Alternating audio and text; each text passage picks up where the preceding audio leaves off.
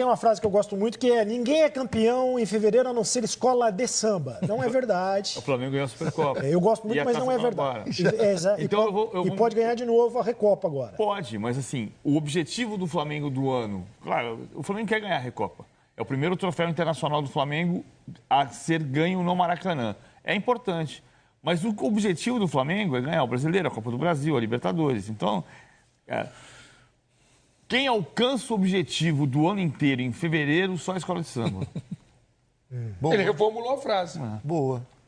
Eu gosto de dizer mesmo é campeão em fevereiro, só a escola de samba. Mas esse ano tem campeão em fevereiro. Bota aí os troféus. Atenção, troféus, hein, do Flamengo. Em fevereiro. Só no mês de fevereiro? Não, e todos têm valor. Ganhar a Taça Guanabara... Ainda tem? Eu acho que tem. Até pela circunstância de que você pode se dedicar à Libertadores em março sem se preocupar com o Campeonato Carioca. Agora, o que eu acho já falei aqui, um pouco contraditório do discurso, não tem problema nenhum de ser contraditório. Quando o Jorge Jesus chegou aqui e dizem que eu tenho 3 títulos, não são 3, são 13, mas dos 13 são 6 taças da Liga. Então, para ele a Taça da Liga tem importância, ser campeão carioca também tem. Tem, importância tem. O que tem importância é o Flamengo. O que tem importância não é ser campeão carioca. O Flamengo entra em campo, tem 60 mil pessoas para ver o Flamengo. Se não fosse importante, o cara ficava em casa. E depende muito do ponto de vista também, a respeito desses títulos. Sim. Tem jogadores e treinadores que vivem muito de campeonatos regionais, campeonatos estaduais. Jogadores. Você falou de jogadores? Falei jogadores e treinadores. Tem uma situação, se você contar assim, concorda. eu tenho 12 títulos. 4 no Paulista, 3 no Carioca. Tem jogador que vive disso. E como é que você pode falar que isso não Vê se meu raciocínio está errado. Paulo Nunes resolve voltar a jogar. Ele faz uma baita de uma preparação em novembro, dezembro. Novembro não, porque estaria em atividade, mas vamos lá. Passa as férias inteiras malhando, se preparando. Então, ele começa o campeonato estadual voando. Sim. E aí você vai jogar contra times pequenos. Aí você é o artilheiro do estadual. Você faz gol pra caramba nos primeiros 3 meses do ano. E aí que é os 3 que eu aguento, né? Exatamente. São os três mais fáceis, que você está realmente de uma forma acima dos outros. Chega o Campeonato Brasileiro, você some. Então, mas aí tem uma outra conta que eu gosto de fazer. Vamos pegar os últimos... Estadual não é parâmetro. É claro que o estadual não é o principal torneio. Mas vamos pegar nos últimos 8 anos. 13 o campeão brasileiro foi o Cruzeiro, não foi campeão estadual. 14 o campeão brasileiro foi o Cruzeiro, foi campeão mineiro. 15 o campeão brasileiro foi o Corinthians, não foi campeão estadual. 16 o Palmeiras não foi campeão estadual e foi campeão brasileiro. 17 o Corinthians foi campeão brasileiro e estadual. 18 o Palmeiras foi campeão brasileiro, mas não foi estadual. E o 19 o Flamengo foi campeão estadual e brasileiro. Então, nos últimos 8 anos, 50% se você voltar mais 2012, o Fluminense foi campeão brasileiro e estadual. 12, 13, 14, 15, 16, 17, 18, 19. Nos últimos 8 campeonatos, 50% foram conquistados no brasileiro por quem ganhou o estadual. Então, não é que não é parâmetro. Não, é que no futebol brasileiro, como você muda tudo no meio do ano, nada é parâmetro. Ninguém monta um time. Ninguém não. O Flamengo pretende ter um time este ano, em janeiro, que seja o time campeão do mundo em dezembro. Mas a maior parte dos times se reformula em junho, em maio, para começar o brasileiro. Então você muda o parâmetro. Exato. Nos últimos anos, os estaduais viraram um vestibular para o brasileiro, né? Muitos clubes usam os estaduais, né? Se você ver, que é errado, né? Quem funciona? Fulano foi bem no estadual, fica. Fulano, precisamos nos reforçar, nosso goleiro foi mal. Precisamos contratar um goleiro para o brasileiro. Você nem quer dar segmento ao problema. Não. Você está me olhando com a cara de pelo amor de Deus. Não, eu estou prestando atenção. Eu preciso seguir. Não, eu estou prestando atenção no que você está falando e o bate-papo é muito interessante. Eu vou trazer mais elementos. Tem tempo para a gente conversar. Muito tempo.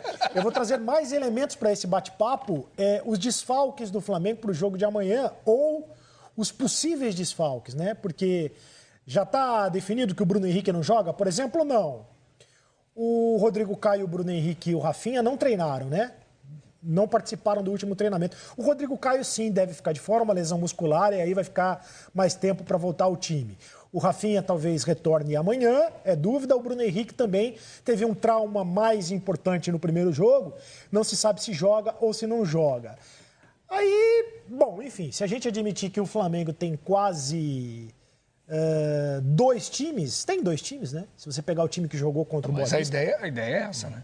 Menos o lateral direito. Menos o lateral direito. Mas eles estão buscando um. Menos o lateral direito. O resto são... O time reserva do Flamengo é melhor do que muito time agora no futebol brasileiro. Agora eu estou curioso para ver um jogo do Flamengo mesmo, que é da Recopa agora, a Vera sem o Bruno Henrique. Pela questão dele ser um jogador não só decisivo, mas ser um jogador que tem a diferença, né, no setor ofensivo pela movimentação, pela definição, pelas oportunidades que ele cria, não só para o Gabigol, mas que ele cria, né, jogadas para o Arrascaeta, para o Everton Ribeiro, né, que ele busca esse espaço. E eu ainda não vejo nesse elenco do Flamengo, eu acho o Michael bem diferente do que é o Bruno Henrique, mas bem diferente mesmo, em relação ao estilo de jogo. Até pelo porte físico, né? Pelo estilo mesmo de jogo, de espaço. E também jogando o Pedro, porque é um jogador totalmente diferente. Então, eu estou curioso, porque, na minha opinião, se o Flamengo não jogar com o Bruno Henrique, que, na minha opinião, é o melhor jogador hoje do futebol brasileiro. O que ele está jogando, a confiança que ele está, a importância que ele dá ao time do Flamengo é incrível. Até mesmo no fato do pós-perda de bola na frente, ele é um dos primeiros jogadores, se você analisar, ele é um dos primeiros ao que dá o bote.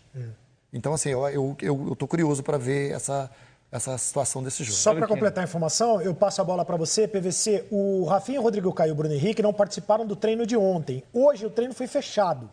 Então não se sabe, pelo menos ou não, de repente, né?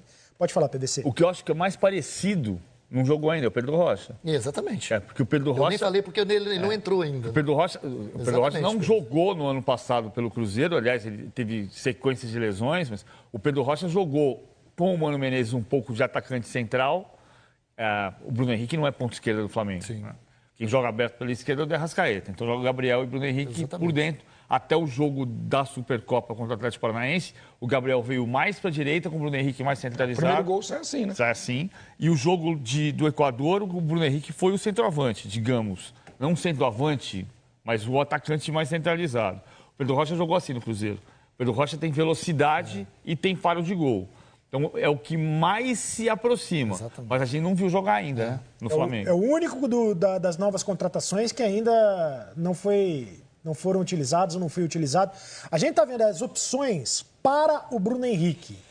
O Pedro, o Vitinho, e aí, respeitando a característica de cada jogador, mas são as opções do técnico, o Jesus, o Michael, é a opção, o Pedro Rocha, como citado pelo PVC, e o Lincoln, que talvez não esteja mais atrás dentro dessas opções. Aí vai depender do que quer o Jesus ou não para montar esse time do Flamengo.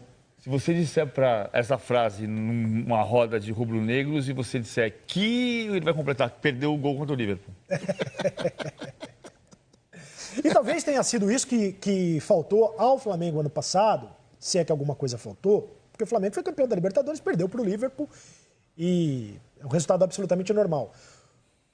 O Jesus olhava para o banco e não tinha tantas opções como tem agora para mudar o time como ele quer mudar. Isso faltou, tanto que quase faltou na Libertadores.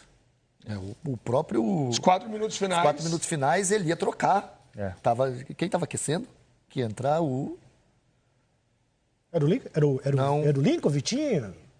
O Renier. O Renier. Miguel com uma memória fotográfica. Renier já estava pronto para entrar no jogo. Então, assim, ele olhou para o banco e viu que tinha pouquíssimas soluções. E isso foi mostrado no decorrer de todo o campeonato. No Mundial mesmo, se é o Pedro no lugar do Lincoln, por exemplo, com todo respeito ao Lincoln, o Pedro talvez botasse a bola para dentro, né? O Pedro tem 58 minutos no Flamengo, 3 gols e um passe para gol. E que passe, hein? Em 58 minutos de jogo até agora. Agora, Jesus tem dito, ou pelo menos disse na última entrevista, que o Pedro, para ele, é um jogador de menos mobilidade em relação ao Gabigol. Para mudar o ataque, e ele queria esse cara, né? Ele queria um jogador com essa característica, mas para mudar o ataque como ele tem mudado, eu digo dentro do jogo mesmo. O Bruno Henrique vem para dentro, o Bruno Henrique vai para fora, o Gabigol vai para fora, o Arrascaeta vai para dentro. O Pedro pode fazer isso? Ou não pode fazer isso? Eu não vejo o Pedro jogando muito pelas beiradas, não. Não, isso aí ele não consegue. Ele tem mobilidade para vir para trás, ele tem capacidade, ele tem técnica para dar um passe, para dar uma assistência. Ele é um jogador, ele não é aquele centroavantão, me dá a bola que eu finalizo, não. O Pedro tem muito recurso técnico. Mas para jogar pelas beiradas, eu acho que não. Ele é inteligente, ele é muito inteligente. Ele sabe abrir espaços, mas os espaços que ele abre, ele, geralmente buscando para ele de novo receber a bola e finalizar. Ele vem atrás, né? Ele é um jogador que ele busca muito a jogada trabalhada, mas que vai retornar a ele. Para ele definir, até porque pelas características dele. Eu acredito que com o Bruno Henrique, ele faria isso muito bem. E eu não acredito muito ele jogando com o Gabigol, os dois começando um jogo Mas nessa que o PVC colocou, muitas vezes, em muitos jogos, o Gabigol é muito mais ponta direita do que centroavante. Ele é um atacante. A gente perdeu. Perdemos. Bebeto e Romário. Quem era o centroavante? O Romário era centroavante. O Romário, o rei da grande área, é o final da carreira dele. O Romário, na carreira dele, era muito mais do que um centroavante de área. Lógico. Então, Copa de 94, Bebeto e Romário faziam assim. Que é como funciona Gabriel e Bruno Henrique. Eu acho, é o que o Luiz Carlos falou. O Pedro sai da área, faz o pivô, mas ele vai preparar para o segundo atacante, que é o Gabriel. O Gabriel, eu acho que pode até jogar os dois, mas o Gabriel como ponta de lança, que é a palavra que fugiu do vocabulário brasileiro, mas Sim. O que era o Zico? O Zico, a posição que se chamava era ponta de lança, o cara que faz a parceria com o centroavante. E o Pedro é o centroavante que há tanto tempo o Brasil não tem, né? O Brasil não consegue criar mais centroavante. O Pedro é centroavante. E nem ponta de lança. Ele não é cone, ele é centroavante. O centroavante. A gente tem o gol. Ô, Miguel, recupera o gol contra o Boa Vista. A gente deve ter na mão aí o gol contra o Boa Vista, que é um golaço. O gol do título do Flamengo, que talvez ilustre Super bem trabalhado, tudo né? isso que a gente está falando. Desde o começo. Desde o começo Desde com o o Everton. começo. Com o Everton buscando Olha ela só. lá no canto. Olha só. Pereira pediu, foi atendido imediatamente. O Miguel é meu anjo Ela da começou guarda. antes com o Everton lá do lado direito. O Everton tá vindo por dentro ali já. Ó, o espaço. Olha que coisa espetacular pela mobilidade, troca de passes, Mas troca isso de aí seria movimentação. E o Pedro deu um O toque de calcanhar. o PVC falou uma coisa aqui que sumiu. Você não vê, você vê um ou outro time, o Grêmio usa pouco ainda. É o tradicional ou 4-4-2 ou 4-2-2-2, que não existe mais no futebol. Não tem mais esse estilo de jogo, essa característica de